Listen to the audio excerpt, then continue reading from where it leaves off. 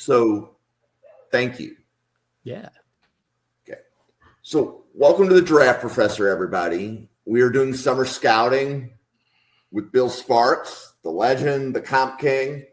And Bill is going through his defensive players that he has a draftable grade on. And Bill, I believe the next position you wanted to cover was linebacker, correct? That is correct. So linebacker is the next position we're going to talk about today. And if you thought last year's linebacker class was leaving something to be desired, I can tell you the 2026 class is going to give you all of that and then some. You know, Draft Tech averages about 27 linebackers drafted over the last 3 years as we talk about this on May 28th of 2025. I got 42 names on my board. So strap in, grab a seat, grab a snack. We're going to talk about some names. The first name at the top of the board, Anthony Hill Jr. from Texas. My second name, we're going to go up to South Bend and we're going to talk about Drake Bowen from Notre Dame. 6'2", 239. This is a guy, he is a bone-rattling hitter. He will shake every bone in your body with how hard he hits and how hard he tackles. Because he also has very good closing speed and generates tremendous power through his hips and his velocity that he creates. He shows exceptional processing speed against the run. This is a guy, he knows where the ball's going to go before the ball carrier does.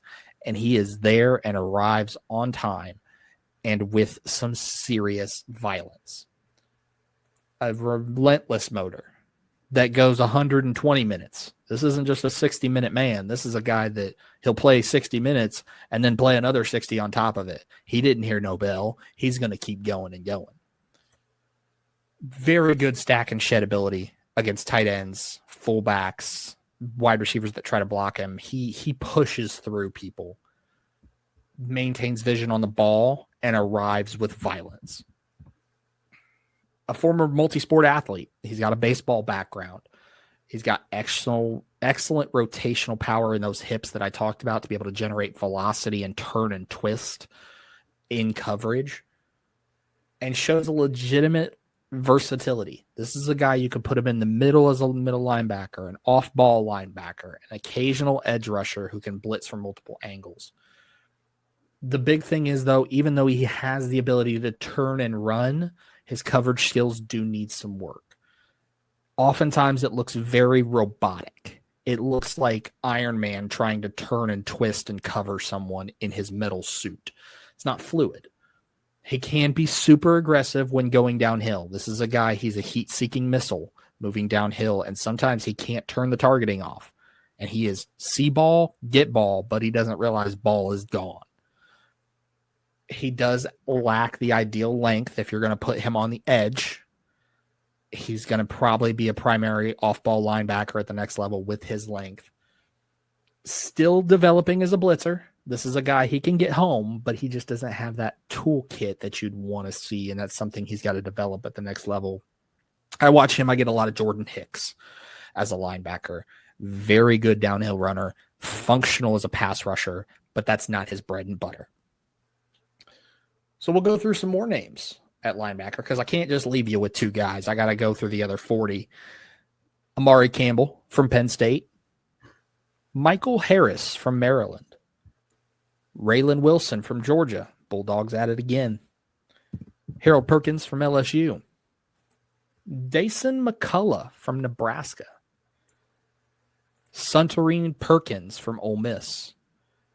And we're going to double back with Ole Miss. Prince Will Uman-Mielen, related to Prince Lee Uman-Mielen. Trey Moore from Texas. Whit Weeks from LSU. CJ Allen from Georgia. Kyle Lewis from Pittsburgh. Wade Woodus from Clemson. Samuel Omosiho from Oklahoma. Sonny Styles from Ohio State. Deontay Lawson from Alabama. Taurine York from Texas A&M. Jyshawn Barham, Michigan. Lander Barton from Utah. Reed Carrico, West Virginia. Ernest Hausman from Michigan. Devin Jackson from Oregon. Eric Gentry from USC. Trojans at it again.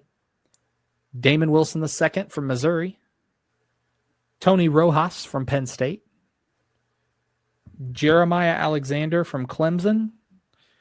And then Aiden Fisher from Indiana. We'll stop there because I want to talk about Aiden Fisher a little bit. This is a guy, when you look at his game, 6'1", 233, he has the football IQ of a 10-year vet.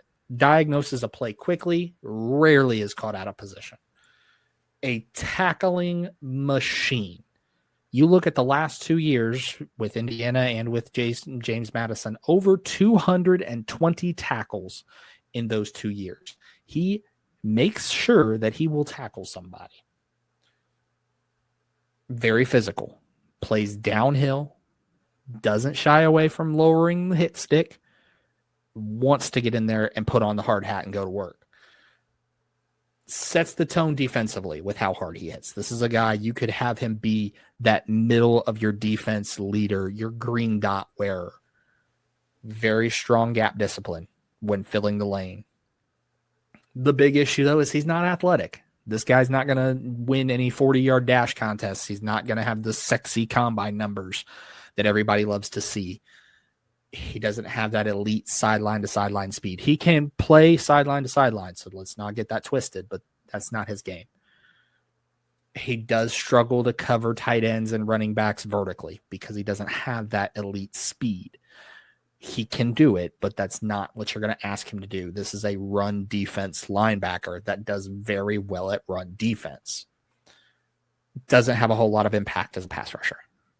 But again, not his ball game, not his bag. You want a guy that you stick in on 3rd and 2 and say, go stop the ball carrier. That is Aiden Fisher. Reminds me a lot of Josie Jewell in that same mold when he was with the Broncos.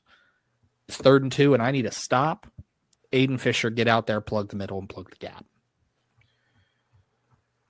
Some other linebackers that you should be watching, because I told you I'd give you 42, and I'm not going to leave you empty-handed.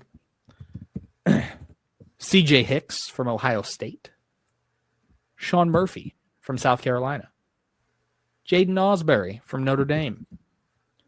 Stephen Dix Jr. from Arkansas. Rayshawn Davis from Oregon State. Xavier Sorey Jr. from Arkansas.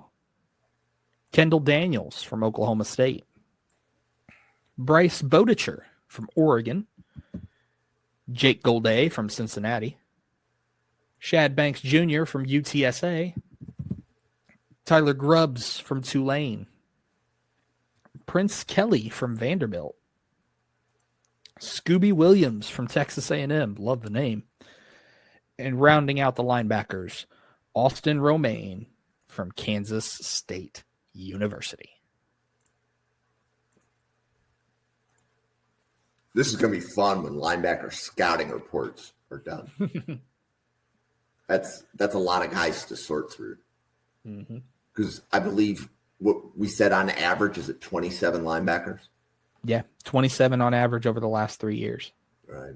So that means just under one linebacker per team gets drafted. Yep. And there's a lot that are going to be graded relatively high.